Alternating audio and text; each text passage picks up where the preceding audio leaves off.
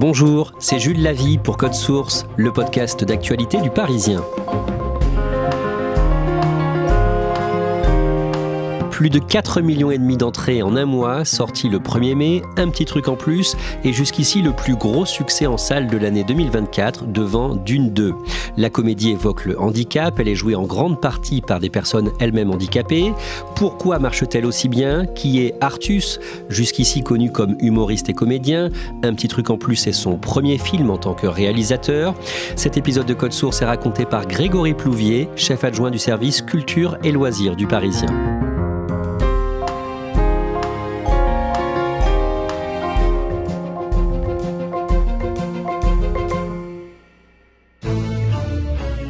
France Inter, Ali Badou, Marion Lourd, le 6-9. Le samedi 11 mai, Artus est invité sur France Inter. On est à une dizaine de jours de la projection de son film Un petit truc en plus au Festival de Cannes et il pousse un coup de gueule. Alors après, c'est vrai qu'il y a une tradition à Cannes, c'est que les grandes marques prêtent des costumes aux comédiens, aux équipes de films. Là, pour l'instant, vous n'en avez pas. Non, je pense que c'est toujours plus élégant pour une marque d'habiller Brad Pitt que des acteurs en situation de handicap. Mais évidemment, déjà... Monter les marches du Festival de Cannes, c'est un honneur pour tous les films. Encore plus pour une comédie, vu que c'est un événement assez rare. Donc, pour ce type de rendez-vous, la plupart des grandes marques prêtent des costumes aux comédiens sélectionnés à Cannes. Et là, ils se rendent compte, ils passent des coups de fil que, non, les marques en question refusent, invoquent des histoires de quotas en disant, non, désolé, tous nos costumes ont déjà été prêtés. Donc voilà, ils poussent un coup de gueule en mettant en fait la pression sur ces marques en disant, voilà, mes comédiens, même s'ils sont handicapés, même s'ils sont différents, ils ont le droit d'être habillés comme tout le monde, d'être beaux pour monter les marches du Festival de Cannes. J'espère que ça va évoluer petit à petit, mais on est encore on fait de la comédie. J'aime bien parce qu'on fait des films qui marchent, qui leur permettent de faire des films à plus d'auteur. Mais après, on mélange quand même pas les torchons et les serviettes. Grégory Plouvier, vous êtes spécialiste humour au Parisien, vous avez interviewé ou rencontré Artus à plusieurs reprises. Vous êtes au téléphone avec lui le lundi 6 mai, après 6 jours d'exploitation de son film, Un petit truc en plus, sorti le mercredi précédent. Racontez-nous ce moment. En fait, on s'est rendu compte très vite, en voyant les premiers chiffres tomber au box-office, qu'il se passait un grand quelque chose autour de ce film. Du coup, décision est prise assez vite au sein de la rédaction de monter, dans le jargon on appelle ça en fait du jour, c'est-à-dire en titre principal de notre édition du jeudi suivant. Donc je passe un coup de fil à Artus et je recueille ses premières impressions face aux chiffres qui sont assez étonnants. Par exemple, le premier mercredi d'exploitation, Un petit truc en plus a fait plus d'entrées que Dune 2. Dune 2, c'est le gros blockbuster américain de ce début d'année qui a un budget 30 fois supérieur à la comédie d'Artus. Quand vous avez Artus au téléphone, son film vient de dépasser le 1 million de spectateurs. Est-ce qu'il a peur que ça ne dure pas ? Oui, parce qu'un joli démarrage n'est pas la garantie d'un succès au long cours, donc il craint d'être une espèce de buzz sans lendemain. Alors avant de raconter la suite, on va retracer le parcours de Victor Artus Solaro. Il est né le 17 août 1987 au Chesnay dans les Yvelines, mais il grandit dans le sud de la France. Qu'est-ce que l'on sait de sa famille, de son milieu d'origine ? Oui, il grandit au sud-ouest de Montpellier, dans un petit village, donc avec ses parents. Son père est cadre dans le milieu informatique. Sa mère multiplie les boulots, notamment agent immobilier, donc on peut qualifier ça de classe moyenne. Il grandit dans une fratrie de 5 et c'est le petit dernier. Qu'est-ce qu'il fait comme études ? Il s'oriente dans une filière professionnelle, donc il passe un bac pro cuisine en fait, concrètement. Il bosse dans des établissements de la région en tant que cuistot. En parallèle, il adore le théâtre, il monte même un temps sur Paris, faire les fameux cours Florent, qui sont assez prestigieux, où beaucoup de comédiens de renom ont été formés. L'expérience tourne court, 3 mois seulement, parce qu'il en a marre d'être rangé dans la catégorie gros marrant, et il rentre à Montpellier assez vite. Mais ses parents l'encouragent à persévérer. Une fois son diplôme en poche, ce qui était un peu le deal avec eux, ils lui font une sacrée surprise. Ils lui louent un théâtre d'une 30aine de places pendant le festival Off d'Avignon, avec du coup cette échéance qui arrive très vite, dans 2 mois. Artus doit écrire son tout premier one-man show. Il le fait et il présente donc du coup ce premier spectacle à l'été 2010. Comment ça se passe ? Ça se passe plutôt bien. Artus répète souvent qu'il a une espèce de bonne étoile qui veille sur lui. Et là, au beau milieu d'un festival où les professionnels ont le choix entre des centaines de spectacles de jeunes humoristes à aller voir, un des proches de Laurent Ruquier décide d'aller voir celui-là. Bonne pioche, il tombe sous le charme d'Artus et il lui propose de participer à l'émission de Laurent Ruquier On ne demande qu'à en rire, qui, à cette époque-là, détecte les futures stars de l'humour.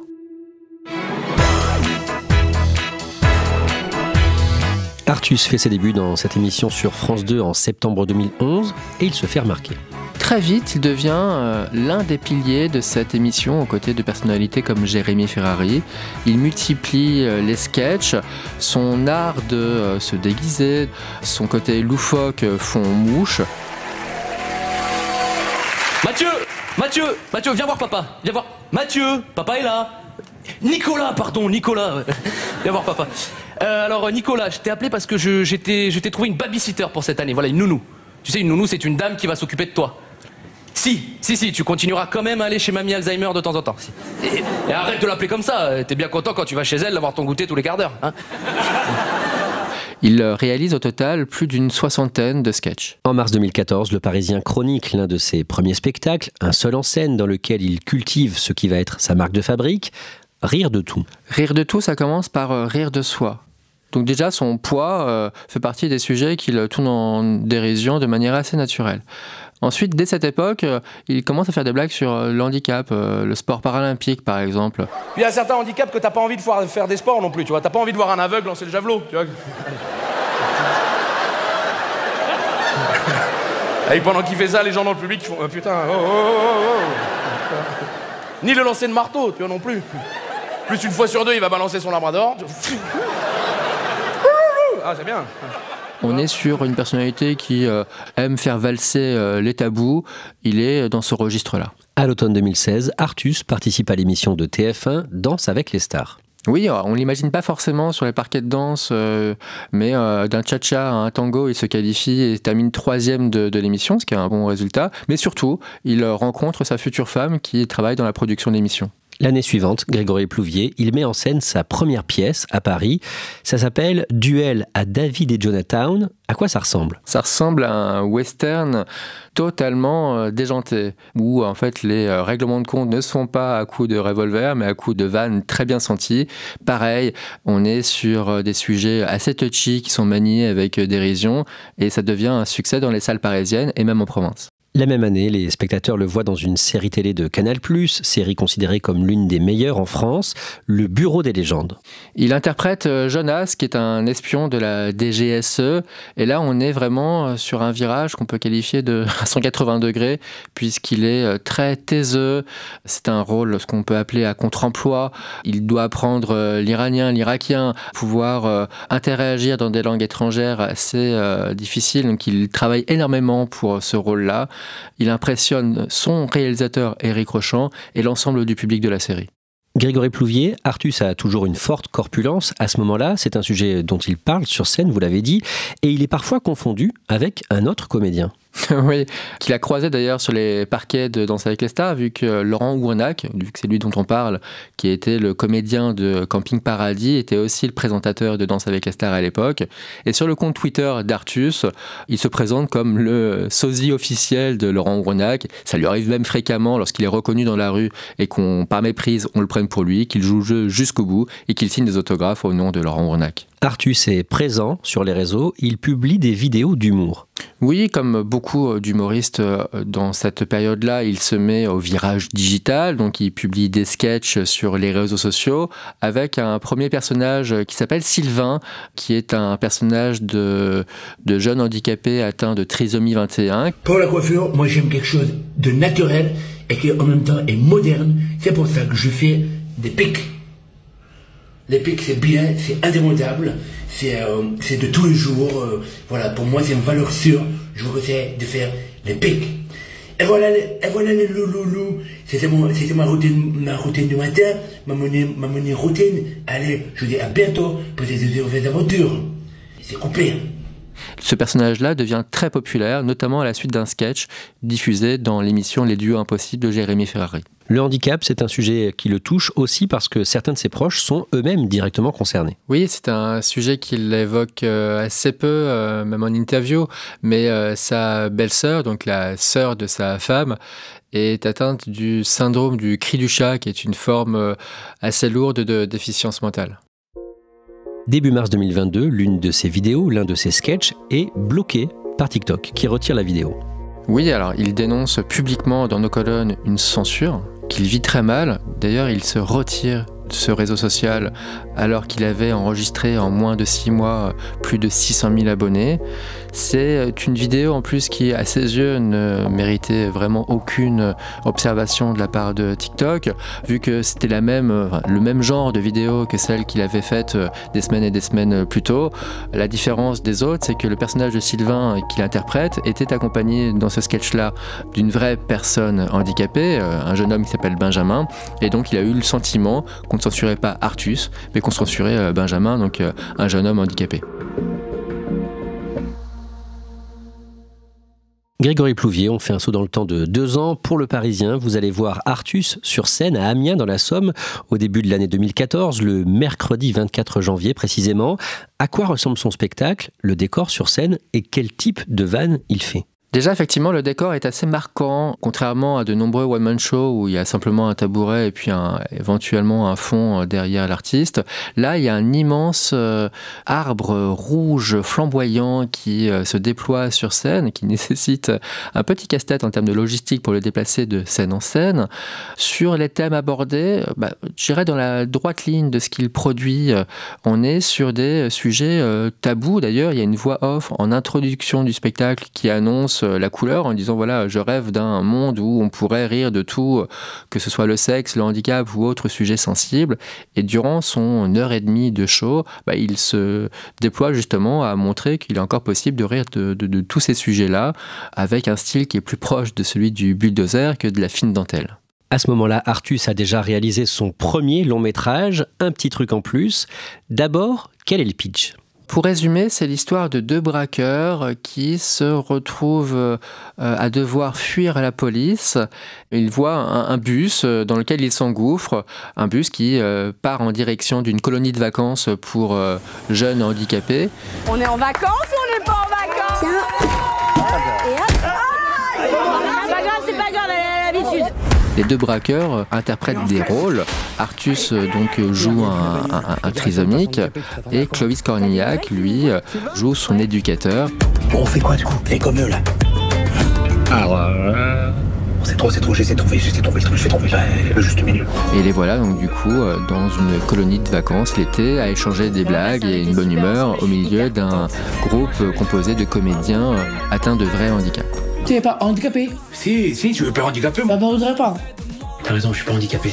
Et tu dis rien à personne. Hein. Artus a écrit et réalisé ce film et il a tenu à ce que les personnes handicapées dans le film soient jouées par des personnes handicapées. Oui, la seule personne qui interprète, qui se fait passer pour un handicapé, c'est lui, pour les besoins du scénario.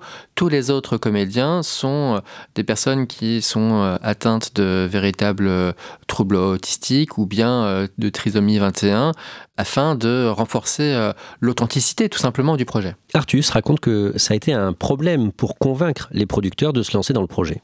Oui, alors déjà il y a la thématique qui est assez lourde et assez sensible, donc certains ont préféré passer leur chemin, alors qu'il y a quand même des films qui ont montré que des succès étaient possibles avec, en parlant de handicap, comme Le 8e jour, Intouchable, Hors norme, pour n'en citer que quelques-uns. L'autre difficulté qu'il a rencontrée, c'est que pour un tout premier film en tant que réalisateur, devoir diriger des comédiens handicapés, c'est pas forcément très évident et je pense que beaucoup de producteurs ont eu peur de cela. Comment s'est passé le tournage concrètement avec ces personnes handicapées ? Pour certains, ils répétaient le texte en mode un peu perroquet pour que les comédiens puissent les ressortir dans la foulée. Dans d'autres, ils ont fonctionné avec un système d'oreillettes dans lequel ils soufflaient les lignes de dialogue afin qu'ils puissent les reproduire en direct.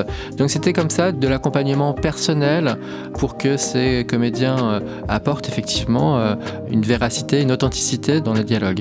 Ensuite, le tournage s'est passé de manière assez idyllique. Tous les comédiens, ou plus largement tous les membres de l'équipe que j'ai contactés, décrivent un tournage qui s'est passé dans une ambiance extraordinaire. Donc tous en gardent un super souvenir. Grégory Plouvier, au bout du compte, ce film, un petit truc en plus, il est comment ? Disons que le point de départ qu'on a évoqué, ces deux braqueurs qui, pour échapper à la police, se retrouvent dans une colonie de vacances pour handicapés, il est un petit peu tiré par les cheveux, on va pas se mentir, mais l'essentiel n'est pas là. On est vraiment sur une comédie qui brille par une authenticité. Il y a une petite musique qui sonne juste, on peut pas le dire autrement, c'est-à-dire que les dialogues sont ciselés, les situations sont très drôles, les comédiens sont ultra attachants, tous. En plus, on est dans un endroit en plein air, en plein été. Je pense que dans un contexte ultra anxiogène comme dans celui dans lequel on évolue, ça fait un bien fou, tout simplement.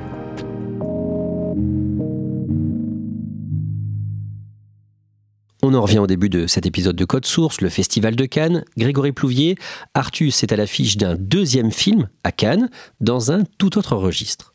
C'est clairement deux salles, deux ambiances là. Donc dans La Pampa, c'est le film en question, il interprète le rôle assez sombre d'un entraîneur de motocross qui est attiré par l'un de ses jeunes élèves. C'est un rôle pour lequel il a perdu 35 kilos en 4 mois. C'est une performance d'acteur qui montre toute la palette du jeu d'Artus, qui est aussi bien capable de faire rire dans un registre comique dans lequel il excelle, que de briller dans des rôles plus dramatiques, plus sombres. On le disait au début, le samedi 11 mai, Artus a dénoncé le fait que selon lui, plusieurs marques de luxe ont refusé de prêter des robes de soirée et des costumes pour les membres de l'équipe du film. Finalement, son coup de gueule sur France Inter a été efficace. Plusieurs groupes ou marques de luxe qui avaient dit non dans un premier temps se sont portés volontaires.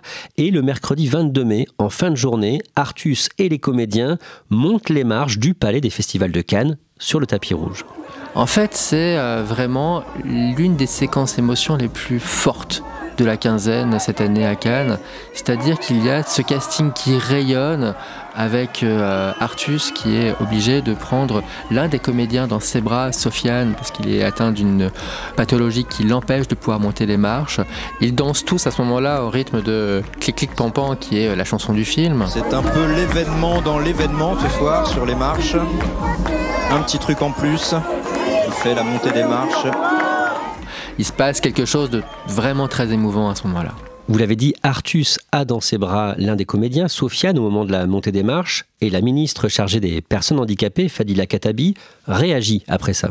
Oui, le lendemain, elle déclare que cette scène donc, du réalisateur qui porte un de ses comédiens dans ses bras pour pouvoir lui faire monter les marches n'est pas digne d'un festival de renommée internationale comme Cannes, et qu'il faudrait que l'an prochain, un dispositif soit mis en place pour que les comédiens handicapés puissent monter le tapis rouge sans assistance. Grégory Plouvier, on l'a dit, juste après la sortie du film, vous étiez avec lui au téléphone et les semaines suivantes ont finalement été encore meilleures que la première. En fait, traditionnellement, lorsqu'un film sort, mécaniquement même, j'ai envie de dire, il perd 20 à 30% de spectateurs par semaine. C'est à peu près le lot de tous les films. Là, ce qui est totalement hallucinant dans ce qu'on est en train d'observer, c'est qu'en 3e semaine, le film d'Artus a fait plus que durant sa première et sa 2e semaine. C'est-à-dire qu'on est dans une dynamique qui échappe maintenant à tous les plans comptables raisonnables qu'on peut faire sur la destinée d'un film. On est maintenant rentré dans le phénomène de société. Un spécialiste que j'ai eu au téléphone m'explique qu'effectivement, lorsqu'on rentre dans cette catégorie de films-là, toutes les barrières disparaissent. Et 8, 10, 12 millions, voire plus. Ce qui est à peu près certain aujourd'hui, c'est que le film d'Artus va devenir le film français le plus vu de ces 10 dernières années. Qu'est-ce qui plaît autant dans ce film, Grégory Plouvier ? Il y a un mot central, je pense, pour expliquer le succès de ce film-là, c'est authenticité. C'est véritablement ce qui ressort lorsqu'on voit le film. On a l'impression d'être en fait immergé dans cette colonie de vacances et de faire partie du groupe, que tout sonne juste. Donc c'est un premier élément important. Ensuite, il y a, dans un contexte où le monde est sans cesse clivé sur tous les sujets, là on a le sentiment d'être dans une expérience de vivre ensemble qui n'est pas juste une formule, mais une vraie expérience commune, et ça fait du bien à beaucoup de gens, je pense.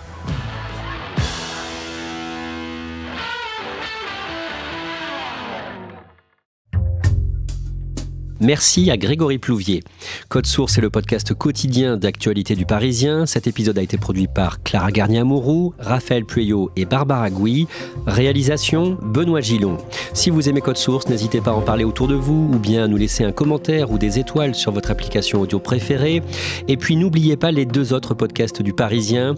Crime Story, une grande affaire criminelle chaque samedi racontée par Claudia Prolongeau et Damien Delsoni. Et Le Sacre, jusqu'à Paris 2024, chaque mercredi. Témoignage d'un ou d'une médaillée d'or olympique ou paralympique. Une interview menée par Anne-Laure Bonnet.